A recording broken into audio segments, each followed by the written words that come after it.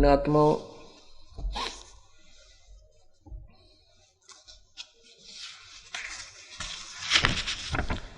परमात्मा की महिमा से अपरिचित होने के कारण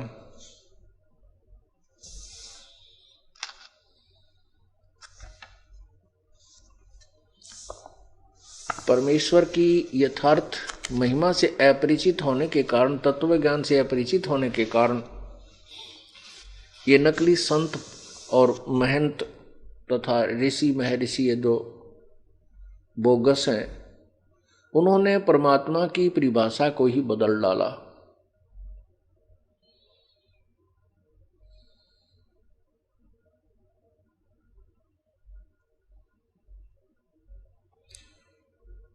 और ना जाने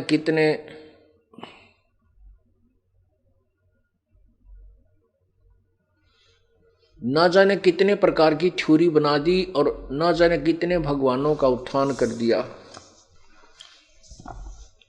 जैसे हमारे देव माने परमात्मा, देवता माने भगवान। अब हमारे हिंदू धर्म के अनुयायी 33 करोड़ भगवान मानते हैं, 33 करोड़ देवता, और उनमें से 3 मुख्य मानते हैं, ब्रह्मा विष्णु महेश। ये भी 3 देव हैं, 3 भगवान हैं, 3 देवता हैं।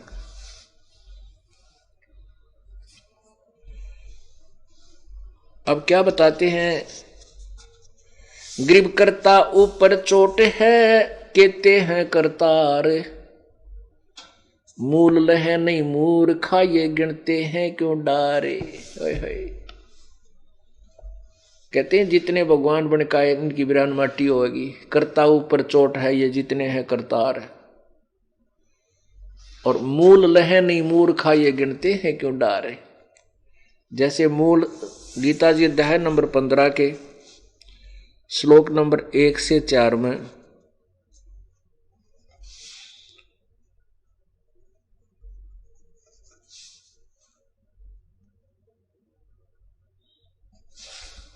स्पष्ट किया है कि ऊपर को जड़ मूल जो उल्टा लटका संसार रूपी वृक्ष जो है, इसकी जड़ तो पूर्ण परमात्मा है और नीचे को डार शाखाएं हैं। तो यहां उसी के विषय में कह रहे हैं कि मूल लह नहीं मूर्खा, गिनते हैं क्यों डार।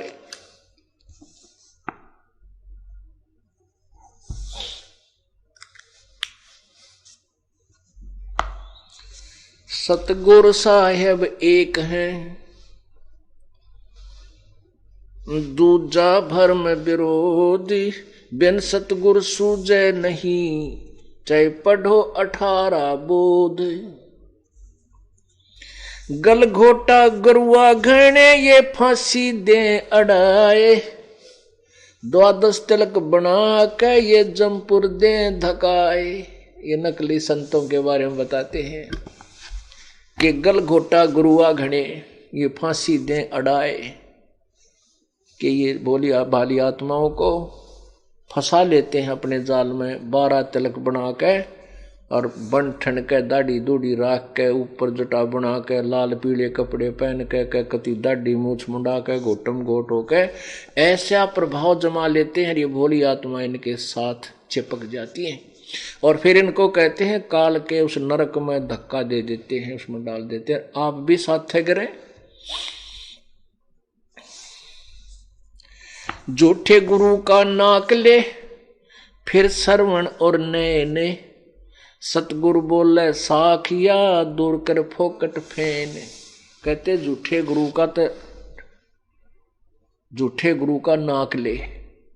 कहने का भाव है कि उसको कति लज्जित करे और उसकी जो है ना खूब जो झूठे आधार पर वो गुरु बना बैठा है, ज्ञान के आधार से उसकी खूब हिंदी करे। उसी के विषय में कहते हैं झूठे गुरु का नाक ले, फिर श्रवण और नैन। किसी निकम्मे की आंख भी फोड़ दे, कान भी काट दे, नाक भी काट दे, तो भी थोड़ी सजा है। लेकिन काटना नहीं कह रहे, केवल अपना एक विरोध और ऐसा अपराधी सिद्ध करना चाहते हैं प्रभु कि ये ऐसा दुष्ट आत्मा है जो जनता को भ्रमित करके अपने स्वार्थवश मानवश और इनको काल के मुख में भेज रहा है। आँखें देख कर भी प्रमाणों को नहीं मानता, उसके विषय में कहा जा रहा है। जो देख कर अभी मान जाए कोई दिक्कत नहीं कि ये प्रमाण वास्तव में ये ज्ञान सही है और संत ठीक बता रहा, मैं नहीं बता रहा, ये तो अपने सदग्रंथ बता रहे हैं, उनका निर्णय आपके समक्ष पेश कर रहा है ये दास। और फिर भी जो आंखों देखकर विरोध करते हैं, कहते हैं ऐसे दुष्टों की तो शकल भी नहीं देखा है, सामने प्रमाण देखकर नहीं मानते हैं, उनके विषय में कहा है। झूठे गुरु को झटक दे से स्वामी को फूके, झूठे गुरु को झटक दे से स्वामी को फूके, या मैं दोष जरा नहीं शब्द कहा हम कूके। कहते हैं इसे निकम्मे गुरु के जो आंखें देखकर नहीं माने, और ऐसा निकम्मा शिष्य जो ऐसे मूर्ख के फिर भी चिपका रहे, कहते हैं दोनों ने आग ला दे। आग लाने का मतलब ये नहीं उन्हें फूक दे, तो न्यू क्या करें, आग लगाई से हमना नहीं चाहिए, अर्थात उससे दूर हो ले उन दोनों ते। उसको फूकना मतलब यो नहीं कि फूक मार दे जानते नहीं, यहाँ अलंकार है इन दोहों में श्लोकों में, कि जैसे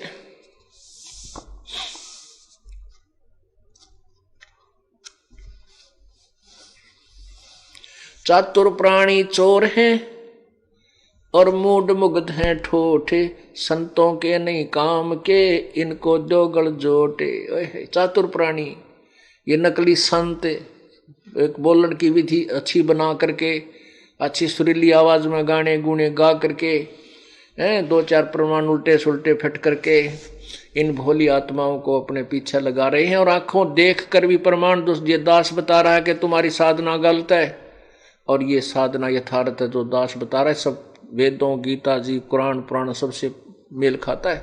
उसको देखकर भी वो अपनी चतुरता से अपने अनुयायियों को गुमराह करते हैं, और आंखें देखकर वो शिष्य भी नहीं मानते, रुजनी के चिपके हुए। उनके बारे में कहा है कि चातुर प्राणी चोर हैं, वो संत तो चतुर हैं, वो चोर हैं भगवान के, और ये मूड मुग्ध हैं ठोठ, ये भोली आत्मा जो उन नकलियां के पीछे लग रहे हैं वो तो ठोठ हैं, कति वो तो उनमें दिमाग नाम की चीज नहीं है। कहते हैं वो संतों के नहीं काम के, फिर उनको दे गड़जोट।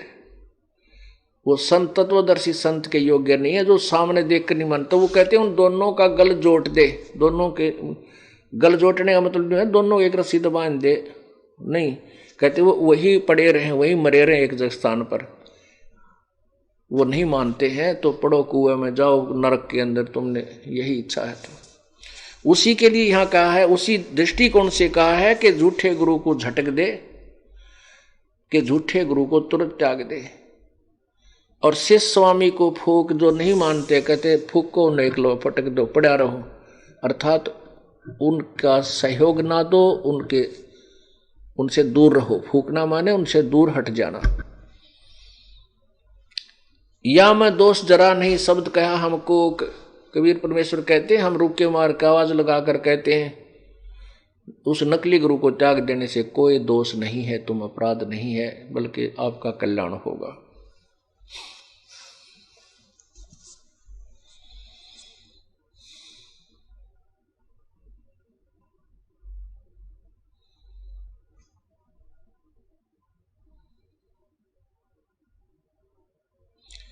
अब जैसा कि आपने गीता जी अध्याय नंबर 4 के श्लोक 25 से लेकर 31 तक पढ़ा, उसमें बताया है कि कोई तो ऐसे साधना करता है, कोई तप करता है, कोई किसी प्रकार करता है, कोई अल्पाहार करता है, और फिर चौथे अध्याय के 32वें श्लोक में बताया है कि इसी प्रकार का ज्ञान परमात्मा, पूर्ण परमात्मा की वाणी में उन्हीं के मुखारविंद से उच्चारित है, उसमें विस्तृत ज्ञान दिया हुआ है। इस प्रकार की साधनाओं का विस्तृत ज्ञान दिया गया है कि वो साधना जो करते हैं वो ठीक है या गलत है, और फिर यथार्थ साधना कौन सी है, वो तत्व ज्ञान है।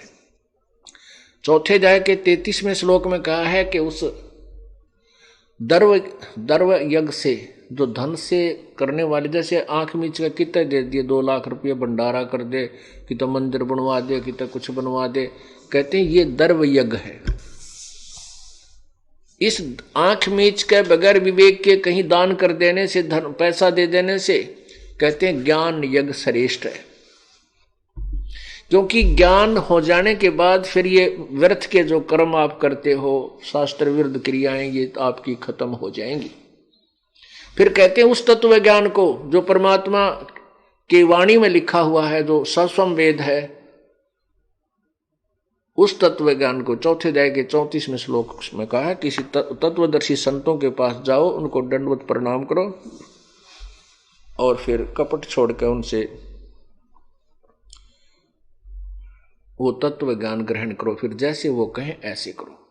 तो उसी के विषय में बताया जा रहा है, पंच अग्नि पाखंड है ये मौनी तपे आकाश, झरने बैठे क्या हुआ ये जीव में पंच गिरास, दूधाधारी सिद्ध है ये पान फूल फल खाई, घट में नाम न संचर ये बंधे जमपुर जाही, चुंडित मुंडित भद्रा ये मौनी मैल न पाए, धूम्र पान ठडे सरी ये दो जग धक्के खाए,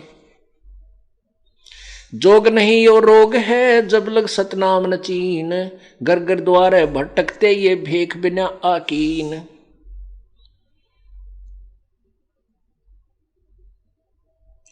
भेख लिया बेस लिया तो क्या हुआ जब लग नहीं विवेक, 3 काल निपजे नहीं मिटे कर्म नहीं रेख।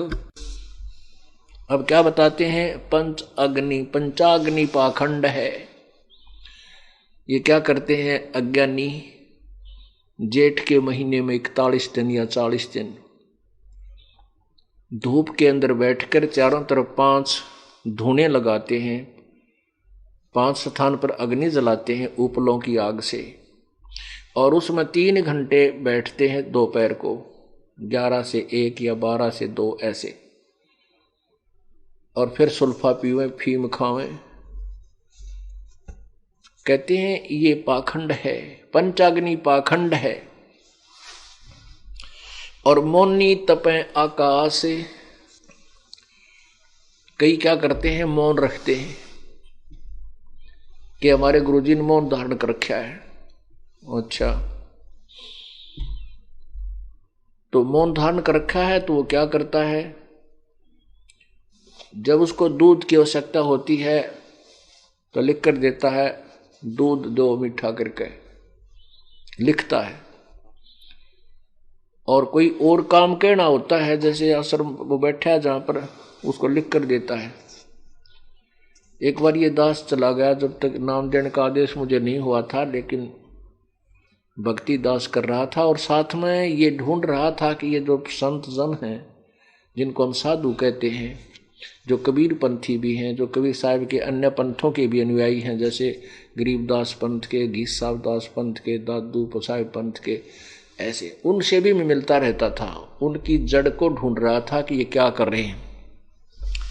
ऐसे घीसा पंथी संत, अब संत तो उनको इसलिए कहना पड़ता है क्योंकि वो प्रसिद्ध, उनका वो वहाँ प्रसिद्ध संत के नाम से, बाकी तो वो डांगर के जात अच्छे हैं, वसु। वो बैठा, मैं पहले उसके पास जाता था, ठीक बातें करते थे, चर्चा होती थी। तो शुरुआत में मुझे भी इतना ज्ञान नहीं था, तो मैं उनकी बातों, जैसे गोल मोल सी भक्ति प्रेरित करने की, परमात्मा की रुचि की बातें मैं कर लेता, वो भी कर लेता। एक दिन गया तो वो मौन धारण कर रखा। मैं उसने सत साहिब कहूँ, वो बोल रहे कोई ना, सत साहिब जी वो करो। मैंने सोचा कोई बीमार शिमार हो गया होगा, मैं बैठ गया एक तरफ में। तो इतने में एक वहाँ सेवक रहता था, वो आया, वो कहने लगा, भगत जी महाराज जी बोलना को नहीं, माँ भी कोई तकलीफ होगी। बोले ना, तकलीफ ना हुई, इन्हें मौन धारण कर रखा है। मैं कहा अच्छा अच्छा ठीक भाई, बैठ गया मैं तो। फिर उसने लिख कर दिया, स्लेट ले रखी है कर बित्ती, वह उससे चौक स्लेटी पे लिखा है, भगत जी को चाय दूध जो इच्छा हो पिलाओ। उनको दिखा दिया, वो मेरे पास आए, क्या लोगे, चाय या दूध? मैं कहा भाई चाय पी लेंगे। फिर मेरे को ऐसे करके बुला लिया, लिखा नू और ठीक हो? मैं बोला ठीक है। मैंने सोचा ही भाई कोई इसकी क्रिया खराब ना हो जाए, मैं थोड़ी देर पाछे उठ के आ गया। तो फिर जब ये परमात्मा की उसमें मैंने नाम लिया ही लिया था, फिर कुछ दिनों के बाद दास का परमात्मा ने ज्ञान योग खोल दिया, ये वाणी पढ़ी परमात्मा की सबसम वेद की। अरे तेरा गजब हुई हो तो पशु था। परमात्मा कहते हैं मौन रहा तो क्या भया, बोले सैनो भेवे, मौनी वक्ता एक है वो ना दर्शे ना परसे दिल देव। मौन रहा तो क्या हुआ, बोले इशारों से सैनों के तरीके के द्वारा भेव लिख कर देवे। तो ये सब मुंह तो बोल दे, लिखण में घना टाइम लागे। एक बार कह दो ठीक हो, हाँ जी ठीक है, कहा और सब ठीक है, फिर अपना भजन कर ले। उन तब मौन मौन रखना, भजन नहीं करना, नो ध्यान कौन क्या कर रहा है।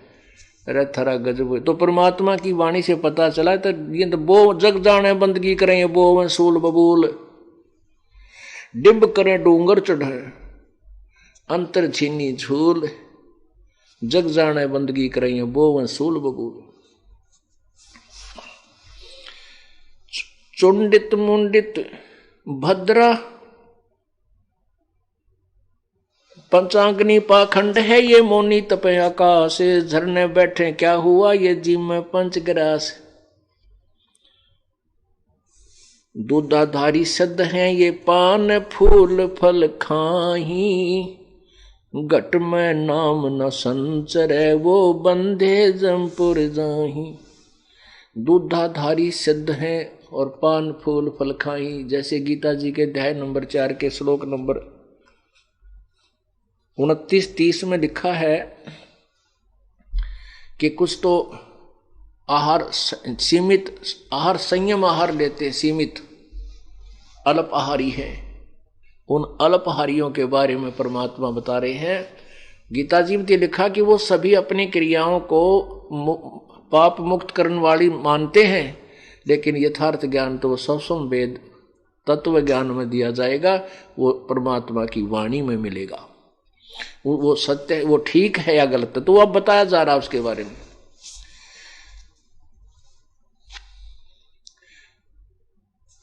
दूधाधारी सिद्ध हैं ये पान फूल फल खाई, घट में नाम न संचरे ये बंधे जमपुर जाही।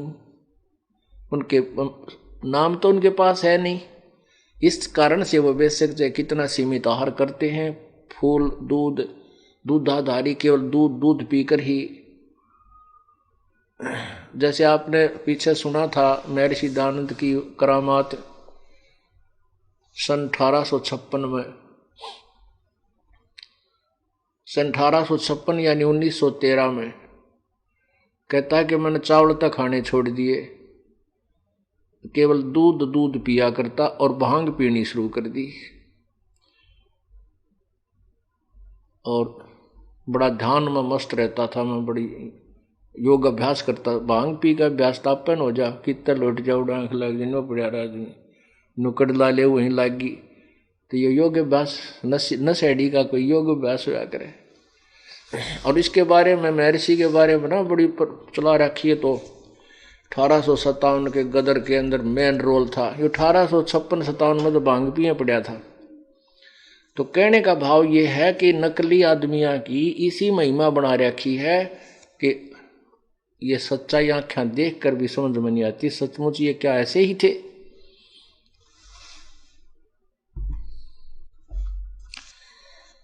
तो क्या बताते हैं, योग नहीं यो रोग है, जब लग सतनाम न चीन, घर घर द्वारा भटकते ये भेख बिना आकीने।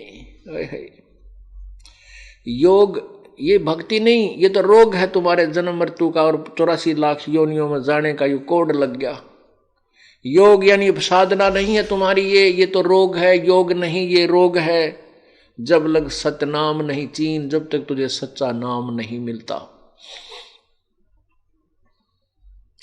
और घर घर द्वारा भटकते ये भेख बिना आकीन, फिर मांगते फिरते हैं दियो मन दियो मन। कहते हैं साधु वो होते हैं जो कभी मांगते नहीं। उसके विषय में एक महिमा सुनाई है परमात्मा की वाणी में।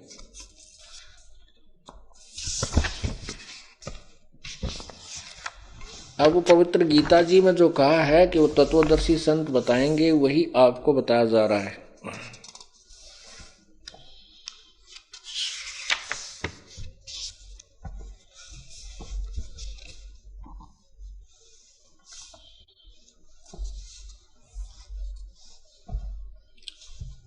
जो ये संत होकर मांगते फिरते हैं, लाल पीले कपड़े पहन के, माला मूला गाल के, उनके विषय में क्या बताते हैं। नट पेरना कांजर सासी मांगत हैं भठियारे, जाकी तारी लगी तत्त में वो मोती देत उधारे। नट पेरना कांजर सासी मांगत हैं भठियारे, जाकी तारी लगी तत्त में मोती देत उधारे। बिन ही मांग्या देत सचिदानंद छाजन भोजन लोई, 56 भोग संजोग सुरत से आवे नई रसोई। नौ निधि 12 सिद्धि तास के झूले अदर अधारे, जो मांगे सोभ साहेब लाजे समझो हर के प्यारे। आपत आवे सुरतन बरोबर मांगल आवे लोहा, लक्षण नहीं योग के योगी जा बस्या बन खोहा। ओए होए, क्या बताते हैं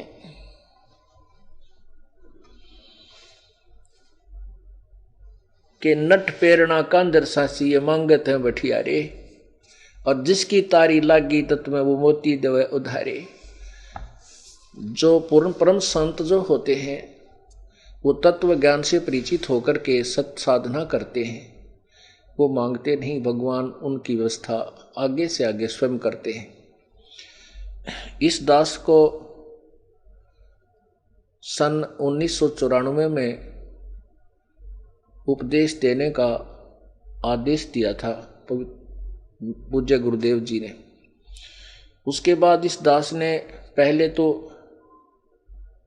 अपनी ही तनख्वाह से, यानी सर्विस करता था जेई की पोस्ट पे, अपने ही पैसे से जगह जगह जाकर के अपने किराए से आने जाने का सब व्यवस्था करते थे, पाठ करते थे। गांव गांव में जा कर के सारे जो पाठ के और बाकी जो स्पीकर वगैरह वो ले जाते थे अपने ही खर्चे से।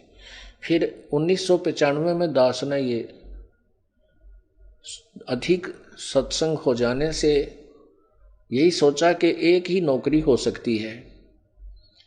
परमात्मा ने हमें बता दिया है कि कोट जन्म तन भरमत हो गए, कुछ ना हाथ लगा रे, कुकर सुकर खरबा बोरे, कौआ हंस बगारे। कोटि जन्म तू राजा की, न मिटी न मन की आशा, भिक्षक होकर दर दर घूम लिया, मिला ना निर्गुण रासा।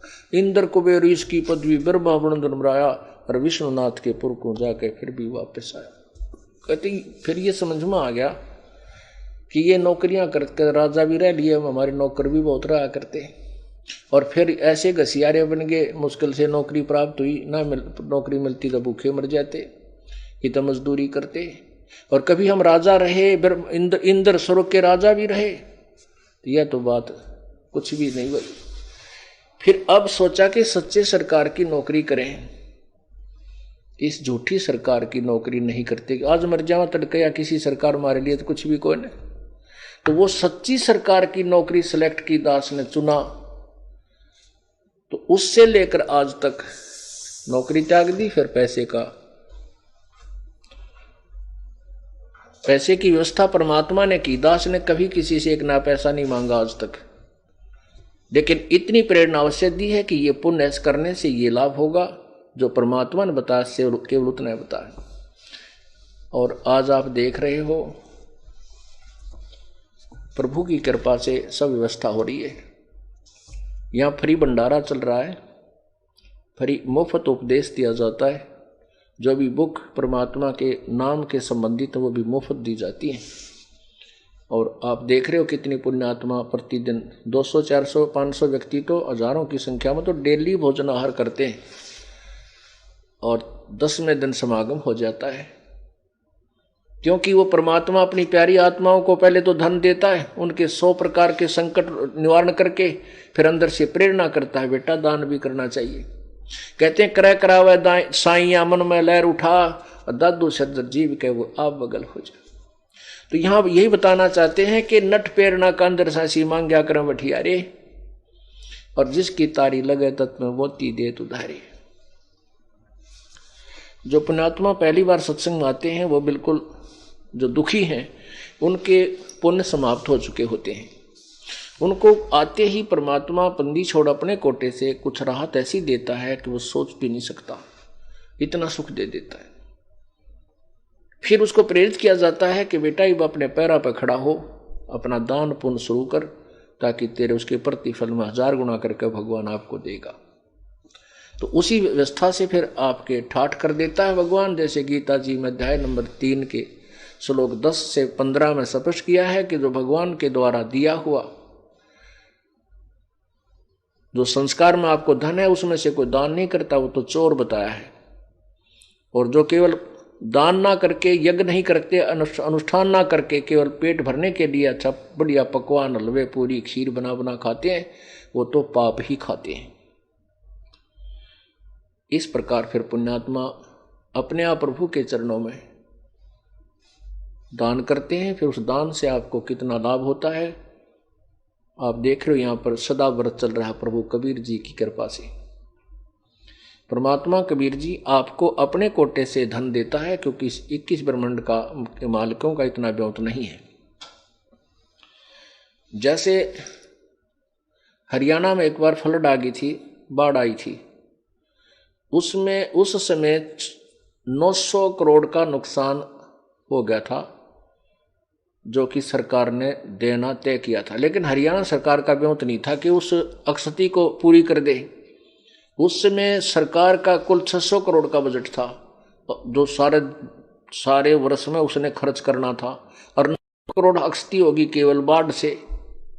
तो सेंटर से वो ऐड मिली थी 900 करोड़, क्योंकि सेंटर इतनी समर्थ है, वहां से वो धन आया तो उनकी अक्षति पूर्ति हुई थी।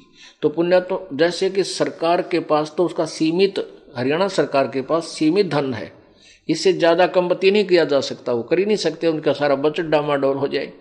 तो सेंटर की में वो समर्थता है कि उसने 900 करोड़ पैसा यहां दिया और जनसाधारण तक वो पहुंचा दिएगा।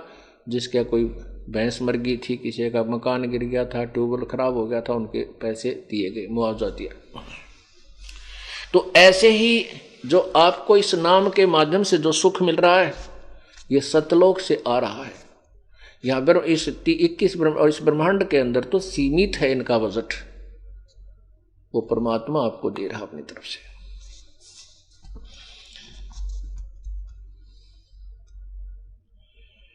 फिर क्या बताते हैं, आपत आवे रत्न बराबर मांग्या आवे लोहा। अपने आप जो दान करके जाते हैं वो तो बहुत ही हीरे जैसा दान है, और मांग के लाते के तो लोहा है। और लक्षण नहीं योग के योगी जा बस्या बन खोहा। ये साधु के लक्षण नहीं है जो गुफा में जाकर बैठ गया, वन में जाकर गुफा बना ली, उसमें छुप गया। ये साधु के लक्षण नहीं है। किसी भी संत ने जिनको परमात्मा प्राप्त हुआ, उन्होंने कोई हठ योग नहीं किया। जैसे आदरणीय नानक साहिब जी, उनको परमात्मा मिले, उसके बाद उन्होंने पहले अपना नौकरी करते थे, उसके बाद 12 वर्ष तो प्रभु का प्रचार किया जगह जगह जा करके। फिर परमेश्वर ने कहा कि बच्चा तू बैठ कर अपनी भक्ति कर ले, फिर देखेंगे, अब इनको इस सतनाम भी मत बताना। उसके बाद 16 वर्ष तक नानक साहिब जी अपने घर गांव में, अपने खेतों में अपनी खेती भी करते थे, हल भी जोतते थे, जो भी धान वगैरह बीजते थे उनका भी, गेहूं आदि का कार्य करते थे। 16 वर्ष तक अपने घर पर रहे, फिर श्री सतलोक सचखंड चले गए, प्रभु के पास चले गए। कोई हठ योग नहीं किया, कोई गुफा नहीं बनाई। ऐसे ही आदरणीय गरीबदास साहिब जी हल जोतते थे, खेती का काम करते थे, पाली जाते थे, और भजन भी करते थे, भक्ति भी करते थे, प्रभु प्राप्त किया। जितने भी महापुरुष, ऐसे रविदास जी अपने जो है जूते भी बनाते थे, भगवान की भक्ति भी करते थे। ऐसे ही कबीर परमेश्वर एक कपड़ा बुनने की लीला भूमिका भी करते थे। ये बताते थे कि परमात्मा ऐसे पाया जा सकता है।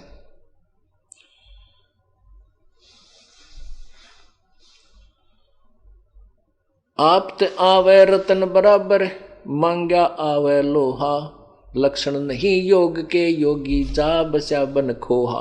खोहा माने गुफा में, वन में जाके, कभी साधु के लक्षण नहीं है। मोक्ष मुक्ति को मुंड मुंडाया, रहा वार का वार, अपना प्राण सथिर ने कीन्या, अब किसको पार उतारे। तेरा अपना तो मोक्ष हो नहीं सकता, और 50, 200, 400 तो पीछे लगा रहा फेले बना के, इनको पार कैसे करेगा नालायक।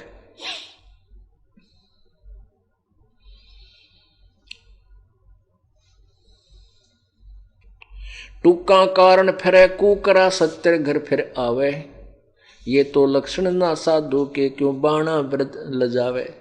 जैसे कुत्ता टूक के लिए जगह जगह धक्के खाता, अंडा कोई खुरका दे, कोई धमका दे, कोई डंडा मार दे।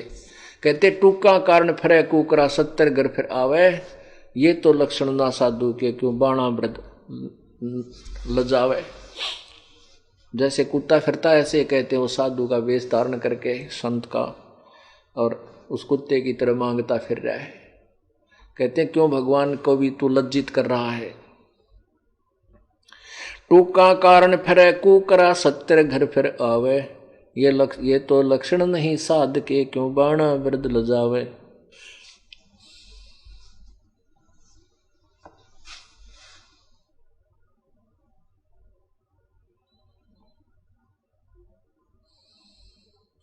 जिनका आत्म ज्ञान नहीं, सो मांगे रे भाई, और चावल चून इकट्ठा करके ब्याज बधावे जाई।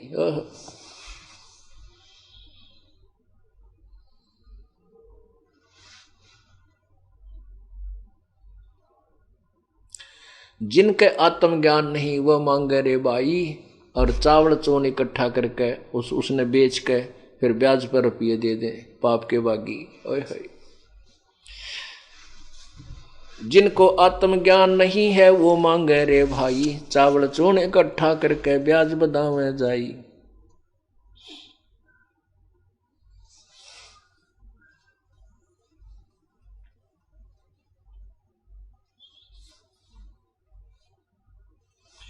गृह द्वार ग्रह बहुत है, मांगी भिक्षा न खावे, कोट पाप का मूल तहां जहां है, तो को कौन छुटावे। चोरी जारी मिथ्या का धन, थो हर बिड़ा बिसारो, ज्ञान अध्यात्म छूट जात है, मत निगुरे घर पग धारो। ईश्वर पद से मैं रम नाही, गरही आन उपासी, जाकी भिक्षा संत ना खावे, पड़े काल की फांसी। ओह क्या प्यारी बात कही है। क्या बताते हैं, ईश्वर पद से, परमेश्वर पद से मरहम नाही। पूर्ण परमात्मा की भक्ति तो कोई करते नहीं, जो करते नहीं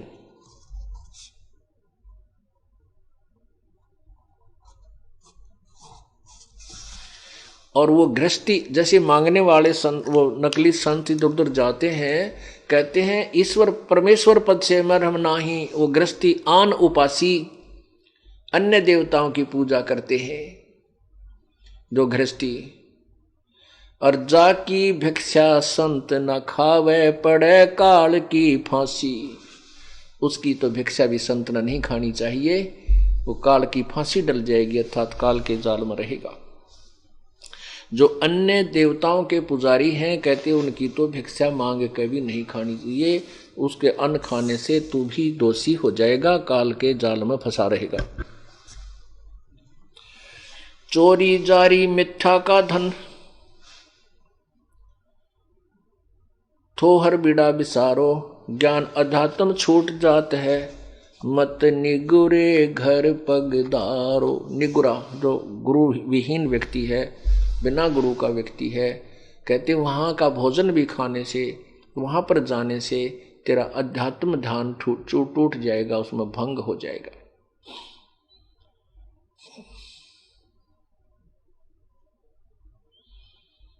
नट पेरना कांजर सांसी, ब्राह्मण बुरा कहावे, डूम भाट बेसा सासी का पैसा जाके आवे। डूम भाट और वैसा सासी का पैसा जाके आवे। बिन ही बूझे जावे नरक में नीच धान जो खावे। नीच धान, नीच धान का अर्थ ये नहीं है कि छोटी जाति वाले का, नहीं। नीच धान छोटी जाति वाले की अन्न के विषय में नहीं कहा, जो बुरे कर्म करने वाला, कोई शिकारी है, कोई डोम भाट वेश्या सांसी आदि जो बुरे कर्म करके किसी दूसरे कर्मों से पैसा कमाते हैं, उसके खाने से, उस नीच धान को खाने से, उस गंदे अन्न को खाने से नरक में जाता है वो प्राणी खाने वाला। नट पेरना कांजर सासी ब्राह्मण बुरा कहावे। कसाई डाकोत बराबर सब बढ़िया कह जावे। कहते हैं नट पेरना कांजर सासी और ब्राह्मण बुरा कहावे। कौन ब्राह्मण? जो ब्राह्मण तो बुरा होता ही नहीं, लेकिन अब ब्राह्मण की फीत ला करके ये नकली काम करते हैं, इनको ब्राह्मण बोलना ही पड़ता है। ब्राह्मण सोए जो ब्रह्म पहचाने। ब्राह्मण तो हमारे सतगुरुदेव थे, गुरुजी महाराज स्वामी रामानंद जी, बड़े पैतावास, जिला भिवानी, दादरी के पास बड़ा पैतावास गांव के, वो वास्तव ब्राह्मण थे, क्योंकि उन्होंने परमात्मा पहचान लिया था। और ब्राह्मण थे मेरे दादा गुरुजी, जो छावला गांव दिल्ली में है, वहां के वैसे किसान परिवार से जन्म था, जाट घर में जन्म था, लेकिन उन्होंने परमात्मा की महिमा से वो परिचित हो गए थे और 4 विषय के आचार्य बन गए थे, तो उनको पंडित चिदानंद नाम से जाना जाता है। पंडित ब्राह्मण, ब्राह्मण वही होता है जो परमात्मा से परिचित हो जाए, वैसे विद्वान पुरुष को भी पंडित कहते हैं। तो ऐसे कहते हैं कि नट पेरना कांजर सासी ब्राह्मण बुरा कहावे। कैसे? कसाई डाकोत बराबर सब बढ़िया के आवे। जो डाकोत हैं कहते वो कसाई के तुल्य हैं। नरे इधर उधर के अट्टे बट्टे मार के तो पैसे और गेहूं चने चावल चून आदि ले जावे और उन्हें बेच के फिर बढ़िया के ब्याज में उनको पैसे दे दे, ब्याज में दे दे।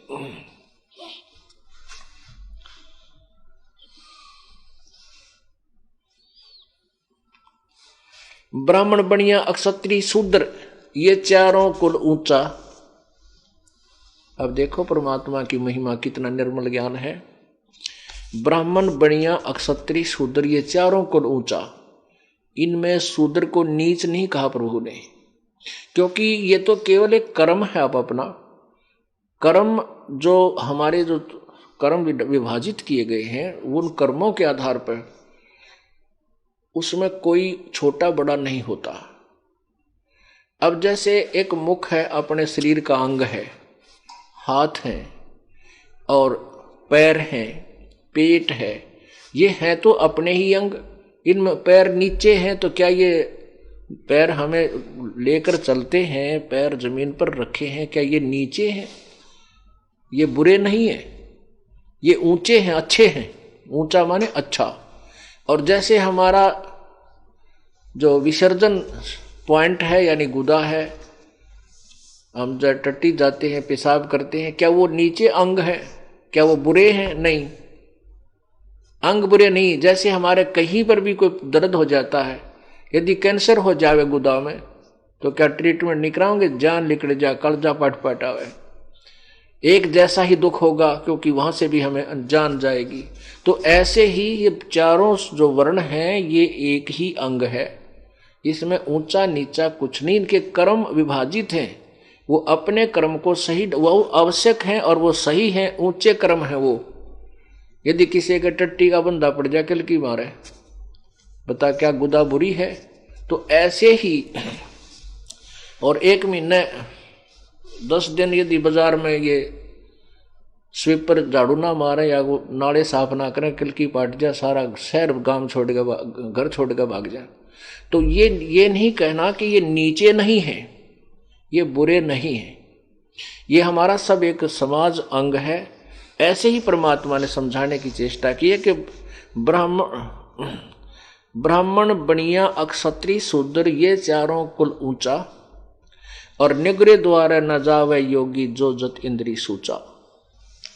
जो निग्रह इन चारों कुलों में यदि कोई गुरु विहीन है, जिसका सदगुरु नहीं है और वो भगवान भक्ति नहीं करता है, इनके द्वार पर मंगन भी ना जाइए, चाहे वह कितने ऊंचे हैं कितने अच्छे हैं।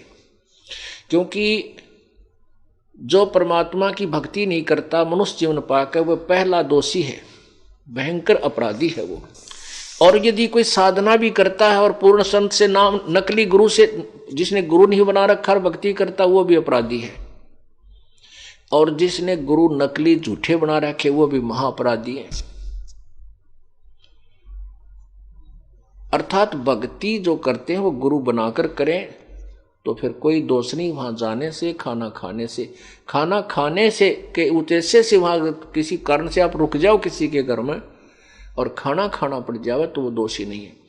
अब यहाँ पर आपके मन में बड़ी शंका आ जाएंगी कि हमारे तो रिश्तेदार भी नाम ना ले रहे हैं और भी कोई नाम नहीं ले रखा, हम तो मर गए ना। ऐसा कुछ नहीं। जैसे आप रिश्तेदारी में जाते हो या किसी कारण से रास्ते चलते किसी के घर रुक जाते हो तो आपको परमात्मा ने, क्योंकि आपका उद्देश्य केवल वहाँ पेट भरने का नहीं है, आपका उद्देश्य किसी कामवश वहाँ गए हो और वहाँ रुकना भी पड़ जाता, खाना खाइए उनके, लेकिन खाद्य पदार्थ खाइए, अखाद्य ना खाइए। जो साधारण भोजन खाइए, वेज खाइए, यानी वैष्णव भोजन खाइए। और फिर परमात्मा ने आपको मंत्र दे रखा है, उसका जाप कीजिए और अन्न देव की आरती दे रखी है, वह आरती कीजिए। आरती अन्न देव तुम्हारी जा से काया पड़े हमारी, रोटी आदर रोटी अंत रोटी ही को गावन संत, रोटी मध्य सबसे साथ। ऐसे हम प्रतिदिन खाना खाने के बाद आरती करते हैं। तो उससे क्या होगा कि आपका तो दोष नहीं और आपके द्वारा वहां खाना खाने से उसको लाभ मिलेगा, क्योंकि एक संत को भोजन करा दिया। और जो नाम नहीं ले रखा, जिनके पास उपदेश है ही नहीं, वो नकली संत बनकर जगह जगह खाते फिरते हैं, कहते हैं वो तो टट्टू बनेंगे, उनके फिर अगले जन्म में देना होगा। ऐसे इस तत्व ज्ञान के आधार से आपने अपने भक्ति मार्ग को बचा के रखना है और अपनी क्रिया को भी सुचारू बनाना है। राजा राज रसातल जाही, कौम छतीसों डांडे, सब अपावन कहिए भाई ही, जोगी किस घर हांडे। वो नकली योगी कहते तू किसके घर पर जागा। अब राजा के दरबार में गया, वहां से इतने मान ले 100 200 1000 2000 रुपये मिल गए, वो तो पाप, घोर पाप। किस लिए बताया है कि राजा राज रसातल जाई, राजा नरक में जाता है जो भक्ति नहीं करता, यथार्थ भक्ति नहीं करता, पूरे संत से नाम लेकर नहीं करता। क्यों जाता है कि कौम 3600 डांडे, यानी 3600 जाति के लोगों को वो दंडित करता है, उन पर टैक्स लगाता है। चाहे कोई भूखा है, कोई प्यासा है, कोई रंक है, चाहे अमीर है, 2 नंबर का काम करता है, तो उस पैसे से वो राजा अपना राज चलाता है। तो कहते सभी अपावन कहिए भाई, योगी किस दर हांडे। सिंपल लैंग्वेज हरियाणे की, मैं ये तत्व ज्ञान यानी सब संवेद आपको परमात्मा कबीर जी की आज्ञा से गरीबदास जी ने फरमाया, बताया, लिखवाया है। कहते हैं सभी अपावन, पावन माने पवित्र, अपावन अपवित्र है सभी ये जो सतभक्ति नहीं करते या अन्य तरीके से धन एकत्रित करते हैं। तो कहते हैं ये योगी साधु जो नकली हंडा, यो किसके द्वार पर जाएगा। हंडा माने घूमे, मांगता फिरे, हंडना माने फिरना। तो योगी किस दर हंडा, किसके द्वार पर जावे। जो मांगे सो बड़ुआ कहिए, दर दर फिरे अज्ञानी, योगी योग संपूर्ण जिसका जो मांग ना पीवे पानी। कहते हैं जो मांगे सो बड़ुआ कहिए, वो संत नहीं जो मांगता फिरे, जो दर दर फिरे अज्ञानी, और योगी योग संपूर्ण जिसका जो मांग ना पीवे पानी। पुण्यात्माओं परमात्मा प्रभु अभिमान नहीं करता ये दास, लेकिन इतना मुझे विश्वास अवश्य है कि मुझ दास का योग पूर्ण है। योग पूर्ण जिस पर होता है उस पर प्रभु प्रसन्न होता है। अब प्रभु की कृपा से परमात्मा की प्यारी आत्मा यहाँ सेवक बहुत रहते हैं,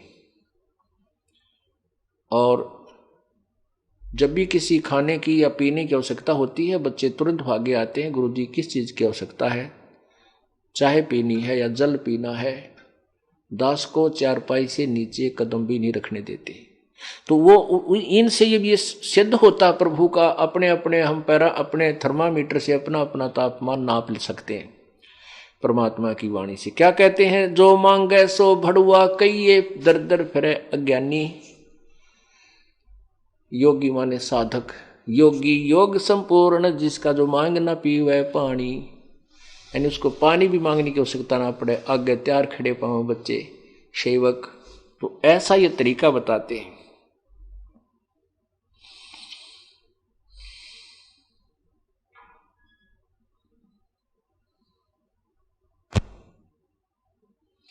ऐसा योगी मांगण जावे, लाजे वृद्ध और बाणा, तत्वदर्शी का दर्शन दुर्लभ, तीन लोक कुर्बाना। अपने आत्मा कहते हैं वो तत्वदर्शी संत का दर्शन तो बहुत दुर्लभ है, उसके अगर वो मिल जाते हैं तो उसके नाम तो तीन लोक भी कुर्बान कर दूं तो भी थोड़ा है। ऐसे गीता जी अध्याय नंबर 7 के श्लोक 19 में कहा है कि बहुनाम जन्माना मनते ज्ञानवान माम प्रपद्ये, और वासुदेव सर्वमिति स महात्मा सुदुर्लभ है। गीता ज्ञानदाता कह रहा है कि बहुत बहुत जन्म के किसी अंत के जन्म में जो ज्ञानी आत्मा है वो मेरी भक्ति करते हैं, क्योंकि वो कहता है गीता ज्ञानदाता कि मेरी भक्ति 4 प्रकार के करते हैं, एक अर्थार्थी, एक आर्थ, एक जिज्ञासु और ज्ञानी। ज्ञानी इनमें मुझे बहुत प्रिय है। तो कहते वो बहुनाम जन्मानाम अंते, बहुत बहुत जन्मों के किसी एक अंत के जन्म में ये ज्ञानी आत्मा मेरी भक्ति करता है, अन्यथा दूसरे तो अन्य देवताओं की रजगुण ब्रह्मा, सदगुण विष्णु, तमगुण शिव जी, भैरव भूत आदि की पूजा पर लगे रहते हैं।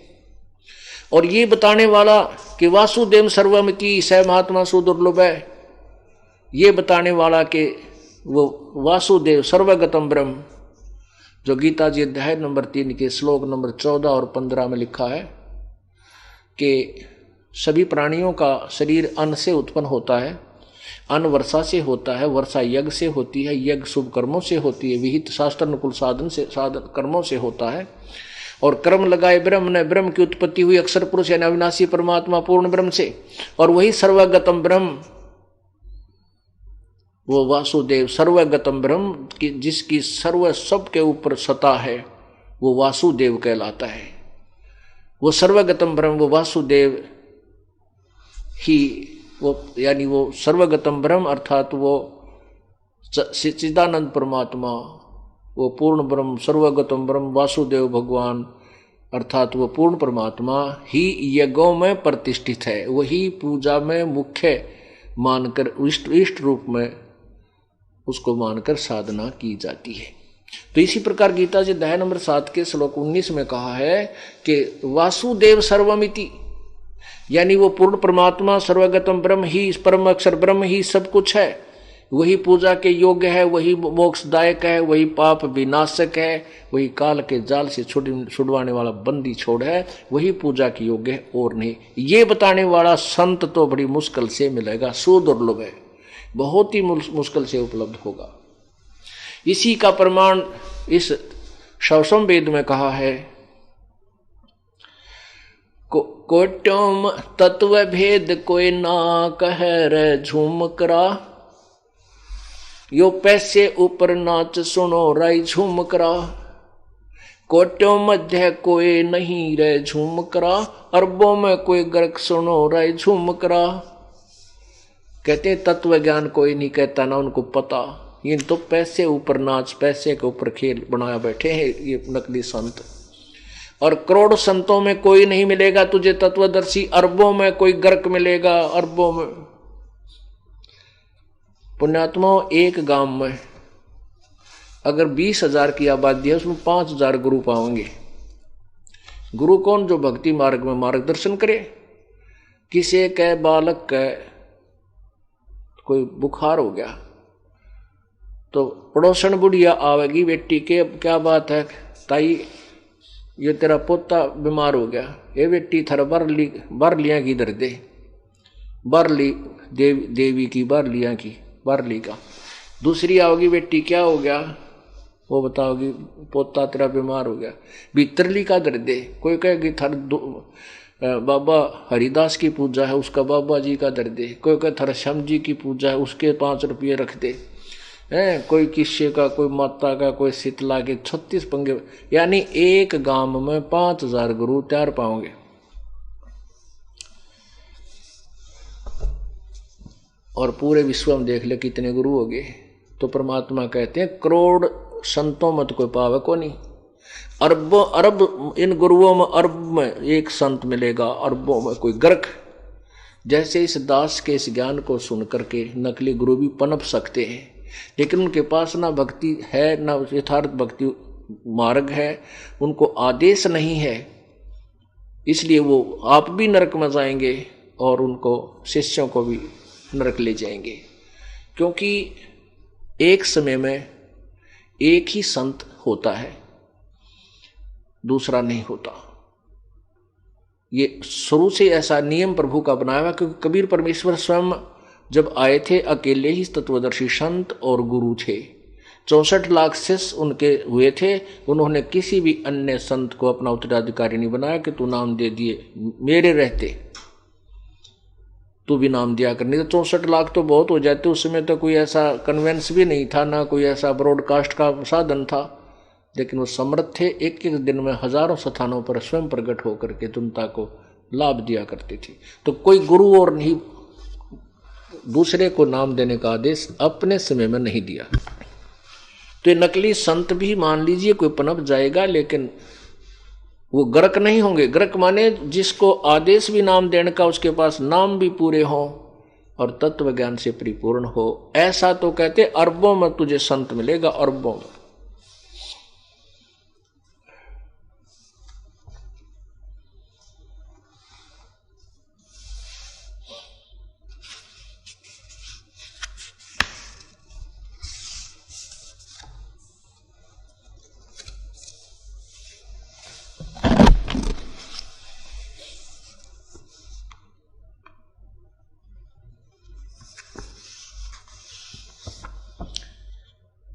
अब जैसा कि आपने सुना, हम सुल्तानी नानक तारे दादों को उपदेश दिया, जात जुलाहा भेद न पाया वो काशी माहे कबीर हुआ।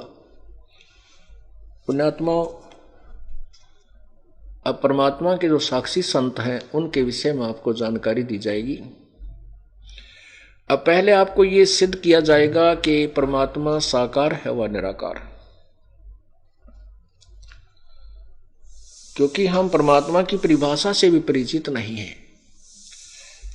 आप हिंदू समाज से पूछिएगा, हिंदू श्रद्धालुओं से, पवित्र हिंदू धर्म के श्रद्धालुओं से, वो चाहे राम श्री कृष्ण जी की मूर्ति घर पर रखे हुए हैं, विष्णु जी की मूर्ति रखे हैं, भगवान शिव जी की रखे हैं, उनसे कोई पूछे कि फिर परमात्मा कैसा है, वो कहेगा परमात्मा तो निराकार है, वो दिखाई नहीं देता। पर और फिर घना सियाना होगा जो किसी नकली संत का फंस रहा होगा, वो कहेगा असमाधि में केवल परमात्मा का प्रकाश दिखाई देता है, परमात्मा का प्रकाश दिखाई देता है, परमात्मा नजर नहीं आता, वो तो निराकार है। ठीक, इसी प्रकार आप पवित्र मुसलमान धर्म से अनुयायियों से पूछिए कि परमात्मा तो अव्यक्त है, बेचून है, निराकार है, वो दिखाई थोड़े ही देता है। अच्छा, और फिर पवित्र ईसाई धर्म के अनुयायी से पूछिए कि परमात्मा गॉड कैसा है, गॉड इज फॉर्मलेस, परमात्मा की कोई आकार नहीं है।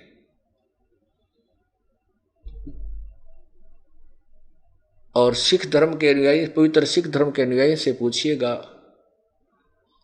क्या कहेंगे, तू ही एक निरंकार, कि नानक जी ने कहा तू ही एक निरंकार,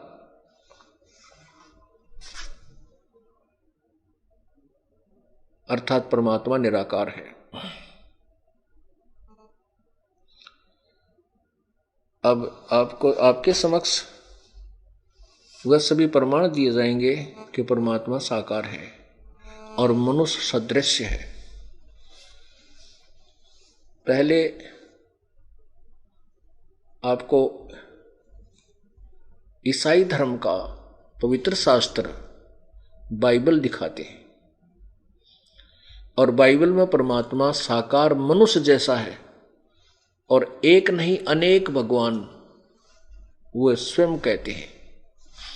क्योंकि जैसे समझन का अंतर रह जाता है, बाकी ज्ञान लगभग एक जैसा ही दिया जाता है, लेकिन बाद में कुछ एक अन्य भी जो ज्ञान उसमें प्रवेश कर दिए जाते हैं सदशास्त्रों समय आने पर। अब क्या है कि जैसे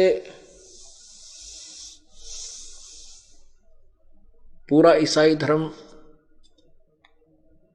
लगभग इंडिया का मेरे ख्याल में 1/3 भाग तो होगा ही होगा, और 2/3 कह दें तो भी कोई कम नहीं, क्योंकि इतने ईसाई कंट्रीज हैं। अब वो कहते हैं उनको ज्ञान, अब उनके पास अपने पवित्र बाइबल का ज्ञान भी नहीं पहुंचा, केवल दंत कथा लोक वेद से कहते हैं परमात्मा निराकार है, वो दिखाई थोड़ा ही देता है। अब आपको पवित्र बाइबल में दिखाते हैं परमात्मा कैसा है।